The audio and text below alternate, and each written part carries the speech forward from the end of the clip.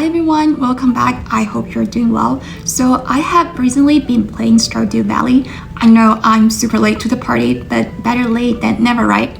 I've been planting all kind of virtual fruits, and honestly, watching things grow has been so satisfying. So today I want to recreate that same feeling of cultivation in real life. And we're doing that through our Pomodoro timer mini game. If you're not familiar with the Pomodoro technique, it breaks your time into focused work sessions and short breaks.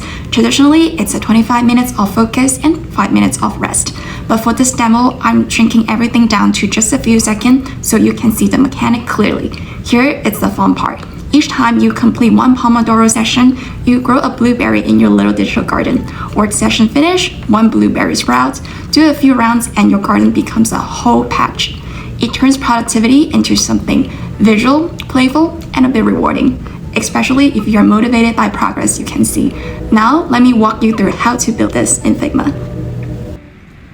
I crafted these simple wireframes in Figma before we send the design to Figma Make. There are a couple important prep steps to make sure the result matches your design. Step 1, rename your layers. So Figma Make understand what exactly is your wireframe. Figma has a building tool for this. Select your frame, click action, then click rename layers. Figma will automatically label everything for you. Step 2, manually rename any key element the AI might not recognize. For example, in my project, the blueberry image is important, so I selected and explicitly named it blueberry. I already named it, great. So this tells the model exactly what this is. Let me also make sure these action buttons are named clearly. Great, they are. So once we tied up our file, right click and send it to Figma Make. Next, we write the prompt. I'm building a Pomodoro timer. I like each component to be responsive. I like to be able to set the focus time to any duration. But before sending it, I always add one extra line. Align every element to perfectly match my reference design. This sentence is super important for getting accurate visual results. This is also one of my Figma Make tips. If you want to check the full video, you can click here on the upper right corner. After sending the prompts, Figma generates the first screen. You will see it mostly follow our layout, maybe with tiny creative differences. That's okay. Let's check each function. Start and reset buttons work nicely. It actually created a setting button for me to set the time to any duration here. The visit garden button does not work because we haven't shared the logic and design with Figma Make yet. Remember, don't send all your pages at once. The results are almost always messy. Instead, send one screen at a time. So for the garden screen, let me paste my garden design and ask the model to set it up. So, all right, let me paste it, and here, let me write the prompt. Here is the garden design. When user clicks the visit garden button, he or she will be able to see the garden screen. And when user click the back button on the garden screen, they will be able to direct back to the Pomodoro dashboard.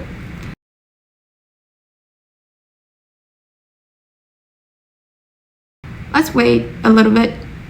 All right, seems like the screen has been added. Let me click the visit garden. Now I can see my garden. I can also click on back button to go back to my dashboard. Now we have the main UI, but the game logic isn't function yet, meaning if we complete a focus session, there's not going to be a blueberry appear in my garden. Oh, I can only set my duration in minutes. That's not very friendly for testing. Let me add a feature so I can add seconds as input. So don't change any visual, but add a feature on the set focus time window that enables me to set focus time in minutes and seconds. All right, let's wait a little bit. Great, now I can test the logic more efficiently. Let's set to 3 seconds, start the session. All right, it's complete. Let's visit garden. No blueberry. So the last step is to send a prompt describing the game logic. Let me write, every time a Pomodoro session finishes, plant one blueberry in the garden. For example, first completion equal 1 blueberry, second completion equals 2 blueberries, and so on. Just in case, let me also add, don't change individual, but add a logic. After sending that, the AI adds the logic. Let's test it. When I press start, focus completes, and boom, a blueberry appears in the garden. Yay! Let's try again. Start, focus complete, woohoo!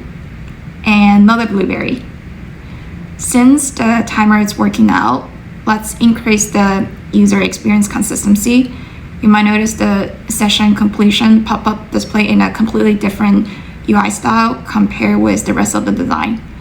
Let me ask Figma Make to, let's make the UI of the completion pop-up to match with rest of the UI on the dashboard, set time duration window, and the garden to ensure users have a consistent experience.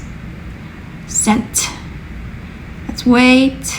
All right, great, it's done. Let's test it. Oh wow, this is much better.